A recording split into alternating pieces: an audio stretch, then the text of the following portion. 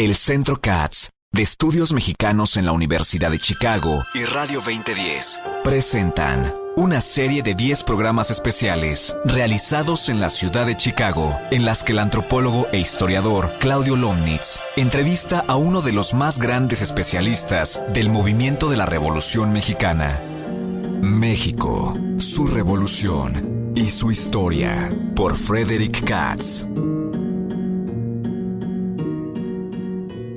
Hola, ¿qué tal? Soy Claudio Lomnitz y estamos hoy con el doctor Friedrich Katz, célebre historiador de América Latina y de la Revolución Mexicana, autor de la biografía más importante acerca de Pancho Villa, así como del libro clave acerca de las relaciones internacionales de México durante la Revolución Mexicana. En nuestro programa anterior discutimos la caída de Francisco I. Madero, la lógica de Victoriano Huerta en la decisión de optar por el asesinato de Madero y de Pino Suárez versus su exilio, los errores de Francisco I. Madero durante la tragedia de la Decena Trágica, la confianza que tuvo Madero en Victoriano Huerta, el deseo de restauración de orden que había de parte de la clase hacendaria de México y también de la comunidad norteamericana y los intereses norteamericanos dentro de México. En el programa de hoy vamos a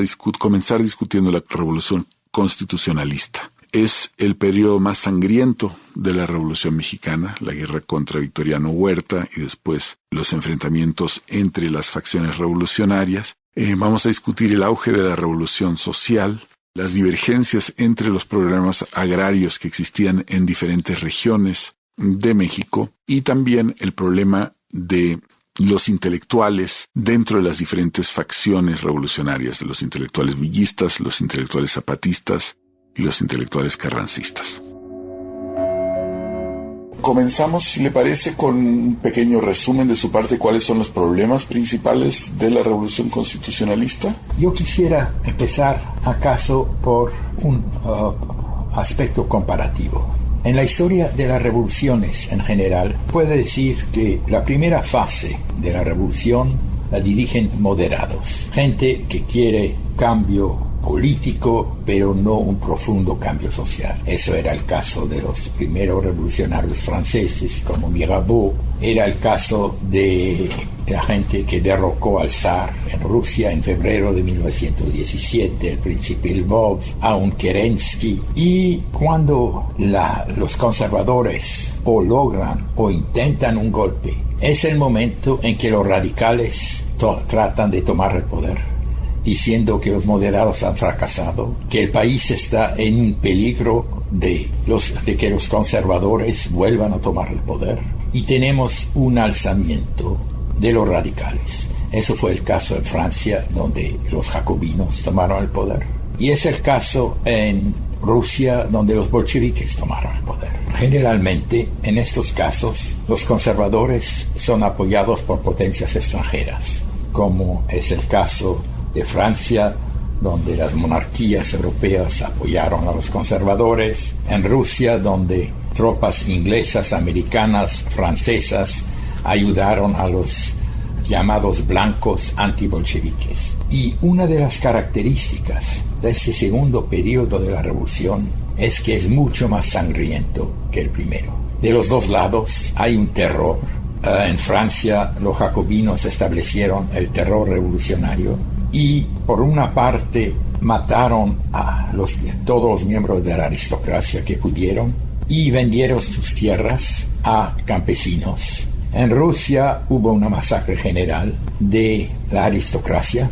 Millares murieron, el resto se fugó, llegó a París, donde trabajaban de taxistas o en clubes de noche y otras cosas. A primera vista, en México se dio algo similar.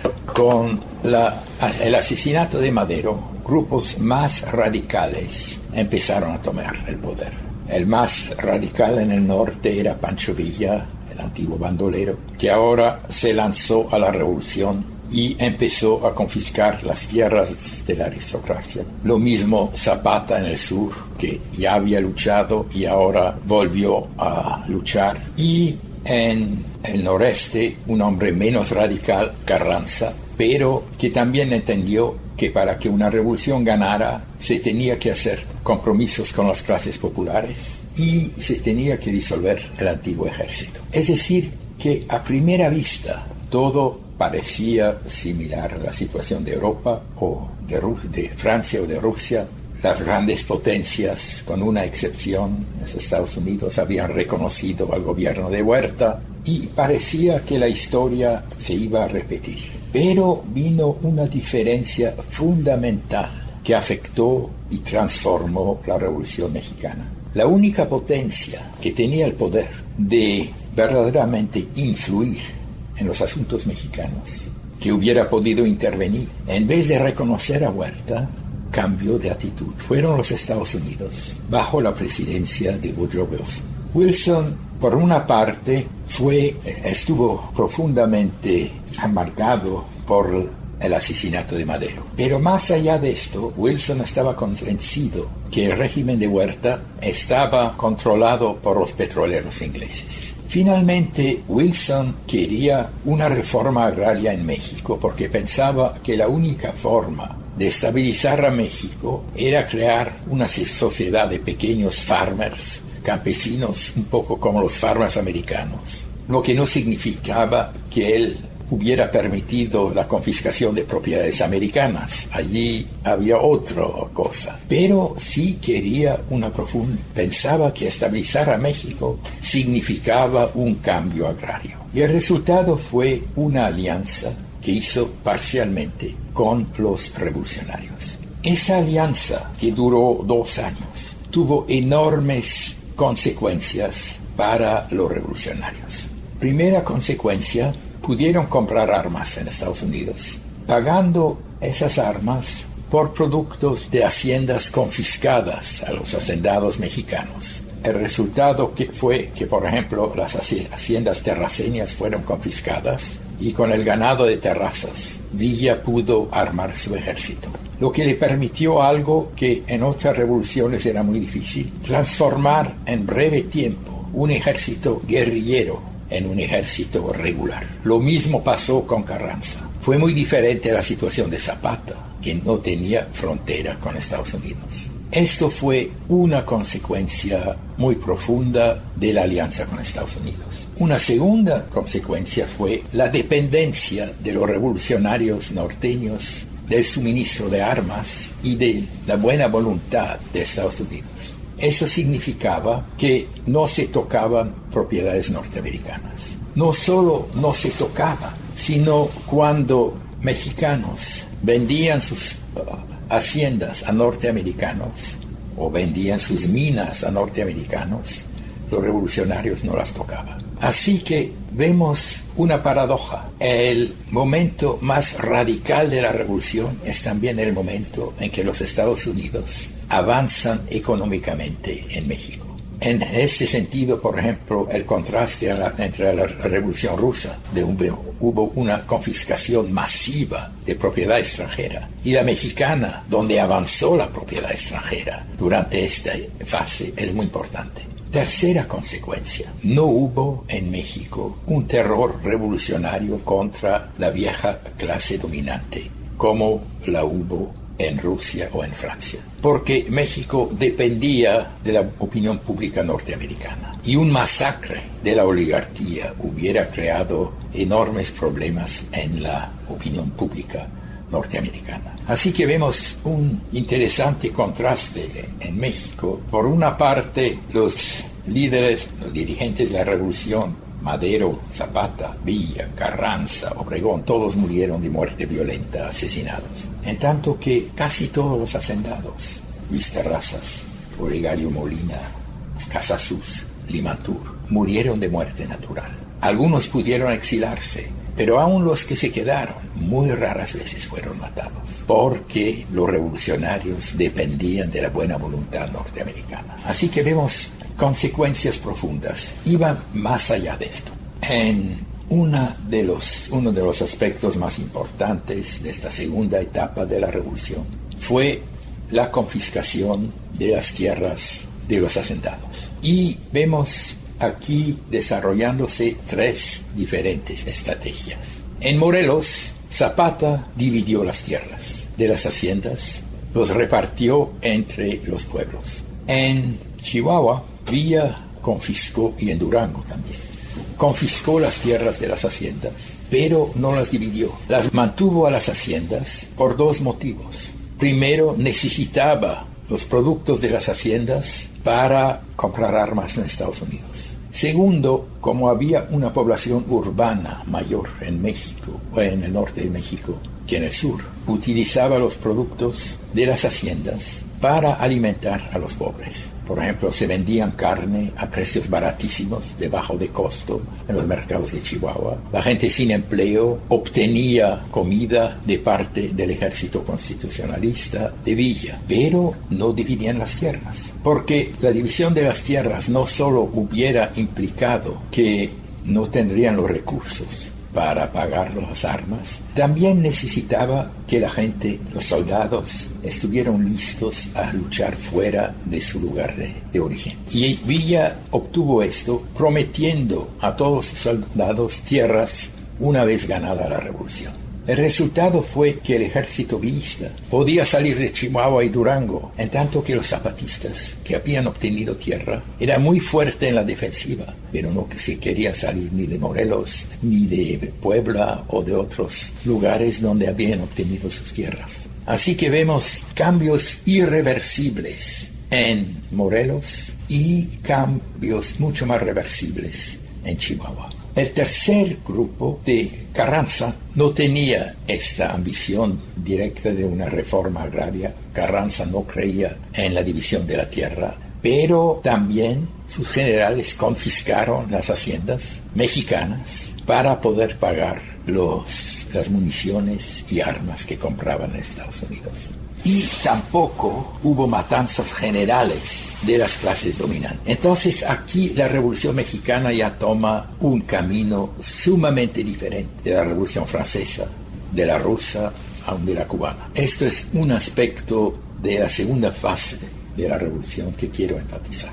Ahora, estas confiscaciones y la transformación de los ejércitos revolucionarios en ejércitos regulares permitió que en batalla abierta y regular los revolucionarios derrotaran a las tropas del ejército federal. No era ya una guerra de guerrilla, sino principalmente batallas regulares como la de la captura de Torreón, poniendo sitio a Torreón Villa, la captura de Zacatecas y también el avance de Obregón hacia el sur de México. Pero habiendo ganado la batalla contra Huerta, ahora el problema era qué hacer, cómo crear un nuevo gobierno, cómo crear un nuevo Estado. Y aquí rápidamente surgió una guerra civil, lo que también es típico de otras revoluciones. Cada facción cree que ellos tienen el modelo de cómo transformar al país. Entonces en Francia vemos una guerra civil entre girondinos, que también eran revolucionarios, y jacobinos. En la Revolución Rusa, entre mencheviques y bolcheviques, los dos proviniendo de un partido socialista, sin embargo, con dos visiones muy diferentes de lo que querían. Y en México también tenemos una lucha, por una parte entre Carranza y por otra parte entre Villa y Zapata. Al principio todos creían que se podían unificar en una convención, la convención de Aguascalientes, pero muy rápidamente hubo divisiones. Teóricamente la división era si uno apoyaba a Carranza o Villa y Zapata, pero obviamente tenía motivos mucho más complejos. ¿Pero qué tan importantes eran los motivos ideológicos dentro de toda esta situación? Es decir, frecuentemente se ha dicho que se ha acusado de la revolución aún en esta fase de cierto personalismo, es decir, los zapatistas, empezando por los mismos nombres de las facciones que sugieren cierto personalismo, ¿no? No se llama una corriente socialista y la otra liberal, por ejemplo, sino se llaman carrancistas o se llaman zapatistas. ¿Qué tan importante es la ideología para explicar la dificultad de unificar el movimiento revolucionario? Bueno, obviamente había diferencias personales entre ellos, especialmente entre Villa y Carranza. Pero ideológicamente Carranza en 1914 emitió un decreto agrario, así que parecía que en la ideología oficial no había diferencias, que la lucha era simplemente de personas. La gente adicta a Villa, la gente adicta a Carranza, la gente adicta a Zapata, pero de hecho hubo dos diferencias fundamentales que existían debajo de la superficie. La primera diferencia era que Carranza, en ese sentido, era heredero del porfiriato, creía en un gobierno central fuerte, en tanto que Villa y Zapata eran regionalistas y no pensaban subordinarse a un gobierno fuerte, que fuera el de Carranza o de otro. Aquí residía una diferencia fundamental. La segunda trataba del problema agrario, porque si bien en la ley el 6 de enero de 1915 Carranza había proclamado una reforma agraria, de hecho devolvió las haciendas a sus antiguos dueños. Villa no estaba listo a hacer esto. Quería que después de su victoria fueran divididas. Y tampoco, obviamente, Zapata estaba listo a hacer esto. Así que había aquí profundas diferencias. Ahora, ¿se debían solo a las personalidades de los líderes? No lo creo. El problema agrario nunca fue igual en todas partes de México. Había zonas donde había habido profundos cambios, donde se habían confiscado tierras de pueblos, y zonas donde el problema agrario era mucho menos agudo. Y no hay duda que las zonas de mayor confiscación, de mayor sentimiento de odio del campesinado a los hacendados, se encontraban en Chihuahua, Durango, en La Laguna, en Coahuila, en Nuevo León, aún en Sonora, con excepción de los yaquis. El problema agrario era mucho menos agudo. Así que se ve allí ya diferencias donde las opiniones de los dirigentes reflejaban hasta cierto punto la situación objetiva que existía en el campo. Y así surgió la guerra civil, de una parte Carranza y de otra parte Villa y Zapata. Regresando a uno de los puntos que hizo usted en este análisis tan interesante y tan complejo, tanto en el plano comparativo como en el plano de la sociología misma de la Revolución Mexicana, uno de los puntos tempranos que hizo usted en este comentario, el papel de los Estados Unidos, el hecho de que los Estados Unidos no hubieran puesto a la Revolución Mexicana en un estado de sitio comparable al estado de sitio que sufrió Francia en la época revolucionaria o Rusia en su época revolucionaria. Tal vez dos palabritas en torno del presidente Wilson. ¿Cómo se explica la actitud del presidente Wilson? Pareciera ir en contra de los intereses norteamericanos en México, que habían apoyado el golpe huertista hacía cosa de un par de meses. Entonces, ¿cómo explica usted esta postura de Wilson? No creo que fue en contra de todos los intereses norteamericanos en México. Los americanos que sufrieron eran los pequeños propietarios, los pequeños hacendados. Pero las grandes compañías, por ejemplo la Guggenheim, podía adquirir minas a precios muy bajos, porque los mineros mexicanos, temiendo la confiscación, les vendían a los americanos productos a precios reducísimos. La época de la Revolución fue también la época del gran auge de las compañías petroleras americanas en México. Compraban terrenos y los revolucionarios norteños no podían hacer nada para impedir esto, porque eran dependientes de Estados Unidos. Así que para las grandes compañías norteamericanas, para algunos importantes hacendados como Hearst, que tenía un enorme rancho, una enorme hacienda en México, en Chihuahua, no los tocaron. Pero es posible, es un cálculo un poco difícil de operar, ¿o no le parece? Porque finalmente esto ya está ocurriendo en el contexto de la Primera Guerra Mundial, de los inicios de la Primera Guerra Mundial, donde me imagino que la demanda para materias primas, cobre, petróleo, etcétera, hubiera aumentado de cualquier modo y los precios de esos productos y las concesiones probablemente a estas compañías probablemente también las hubieran podido conseguir con Huerta, ¿o no? ¿Cómo? No.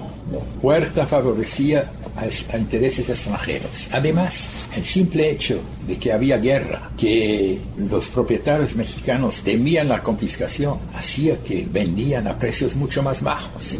Si hubiera habido un gobierno estable, tipo porfiriano, los americanos hubieran tenido que pagar precios altos. Con el temor de los propietarios mexicanos a las confiscaciones, a tener que pagar dinero a los diferentes ejércitos revolucionarios, pues vendían a precio bajísimo. O sea que a los americanos. O sea que en su interpretación, digamos, no juega un papel que tanto se le ha imputado algún idealismo de Wilson, sino que aquí realmente hay una política pragmática realmente bastante sutil de parte de Wilson. No diría esto. Había cierto idealismo. Él pensaba que la revolución iba a estabilizar a México. Y lo que le permitió hacer eso, sin grandes problemas, es que tuvo el apoyo de las grandes compañías. No creo que desde el comienzo él entendió que las grandes compañías americanas iban a beneficiar de esto. Pero Doheny, por ejemplo, el dirigente de las más grandes compañías petroleras americanas en México,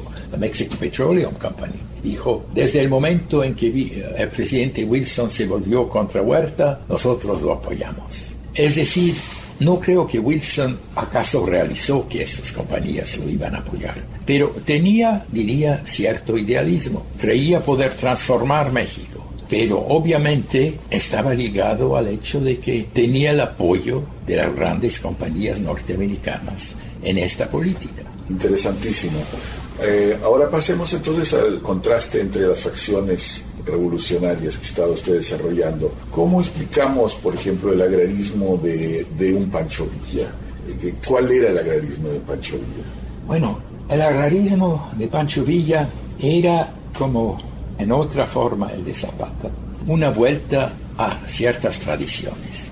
Lo que Villa quería restablecer en México eran las colonias militares. Y él habló bastantes veces de esto. En una entrevista con John Reed habla de su sueño, de que habría colonias militares donde los 3 días iban a trabajar la tierra y 3 días iban a entrenarse para defender la patria. Dijo lo mismo en una entrevista con un enviado de Wilson, que quería recrear estas colonias militares con los soldados de su ejército. Ahora, perdón, las colonias militares eran un fenómeno fronterizo, sí, tal y como lo quedaron descritas en una conversación previa que tuvimos hace un par de días, que estaba distribuido, tenía una distribución regional muy específica, en Chihuahua, en Sonora, en Coahuila. Villa tenía una visión nacional respecto a las colonias militares y cómo pretendía hacerla en zonas que no eran zonas de colonización.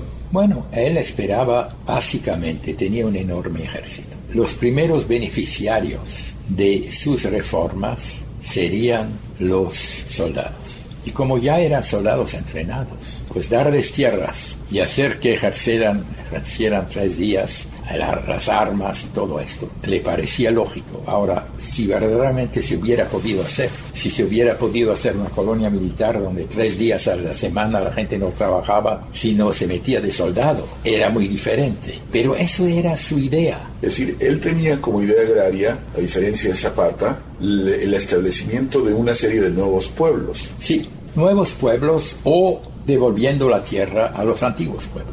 Así hablaba de la devolución de tierras confiscadas. Entonces los antiguos pueblos se quedarían y en las haciendas se formarían esas colonias militares. O sea, era un proyecto de colonización. Sí. Y en esto sí hay una diferencia con Zapata. Completa. Zapata simplemente quería devolver las tierras o dividir las haciendas. Eso era todo. Entonces ahí se puede decir que hay una especie de imaginario regional divergente entre Zapata y Villa, que parten de los contextos regionales en que nacen. ¿Qué tan exitosa es la visión de Villa, la visión agraria de Villa afuera de su región de origen? Bueno, primero hay que decir que Zapata dividió la tierra y Villa por región, por razones que ya dije, no la dividió. Entonces, esto ya creó una situación sumamente diferente. ¿Hubiera tenido éxito Villa? Bueno, la idea básica de Villa en ese sentido, era muy diferente de Carranza, que cada dirigente regional, que cada estado fijara sus propias formas de división de las tierras. No quería imponer su visión a todo México, la quería imponer en el norte, Chihuahua, Durango, posiblemente Zacatecas, y ahí terminaba. ¿Qué pasa con el asunto? ¿Cómo analiza usted el asunto de los intelectuales y la revolución? Una de las características curiosas o aparentemente inusuales de la Revolución Mexicana es que por lo menos dos de sus líderes más importantes tenían relativamente poca escolaridad, papel relativamente menos importante de los intelectuales en la revolución. ¿Cómo caracterizaría usted esta situación? Bueno, había intelectuales tanto en el campo de Villa como de Zapata, que jugaron cierto papel. Otilio Montaño fue el que redactó el Plan de Ayala junto con Zapata. Gildardo Magaña, un intelectual también radical, que finalmente fue el sucesor de Zapata. Silvestre Terrazas, que fue secretario de Estado con Villa, pero jugaron un papel muy limitado. Es decir, Silvestre Terrazas, por ejemplo, era ante todo administrador. Había sido periodista antes, pero durante la época villista lo que hizo fue administrar las haciendas confiscadas. A veces lo llevaban a dar consejos sobre las relaciones de Villa con el extranjero, pero era todo. En el villismo los intelectuales jugaron un papel mínimo. Entre los zapatistas un papel un poco mayor. Había una serie de intelectuales que redactaron sus proclamas, pero ninguno de ellos fue, algunos fueron administradores, pero ninguno de ellos fue un dirigente hasta que Gildardo Magaña asumió la dirección de lo que quedaba del zapatismo. Y eso tenía que ver también con el hecho de que la gran mayoría de sus seguidores eran analfabetas, eran campesinos, excepto proclamas. No había necesidad de, influencia ideológica. Los villistas tenían un solo periódico que salía 3 veces a la semana, Vida Nueva, poco leído, la mayoría no sabía leer. Las noticias es decir, entre los villistas y zapatistas, el papel de los intelectuales de crear, por lo menos proclamar cierta ideología, era muy limitada, a diferencia de Carranza. Carranza, claro. Pero me parece, no sé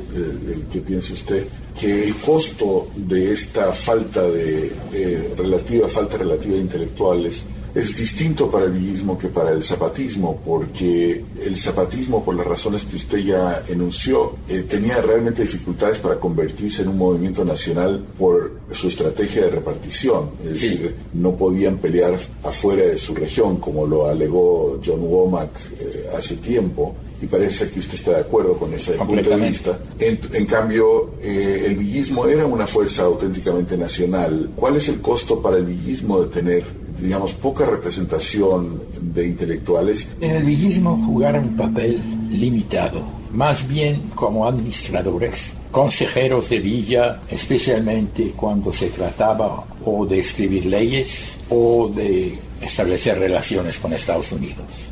Y algunos jugaron un papel editando el único periódico villista de importancia, Vida Nueva. Pero, el papel que tradicionalmente tienen los intelectuales en un movimiento revolucionario, crear y difundir una ideología, eso no lo hicieron bajo Villa, porque la difusión de una ideología con gente que no sabían leer ni escribir era muy difícil. Interesantemente, mucha de la ideología, o por lo menos de las ideas villistas, se difundía por los corridos. Los intelectuales orgánicos, en cierto sentido, del villismo, más que de cualquier otro grupo, creo, eran los corridistas. Increíble, interesante. Allí se hablaba de las victorias, de las batallas, de los personajes, y en los corridos la gente tenía una idea a dónde se iba, a dónde no se iba. Creo que hay más corridos del villismo que de cualquier otra facción revolucionaria. Muchas gracias, doctor Katz.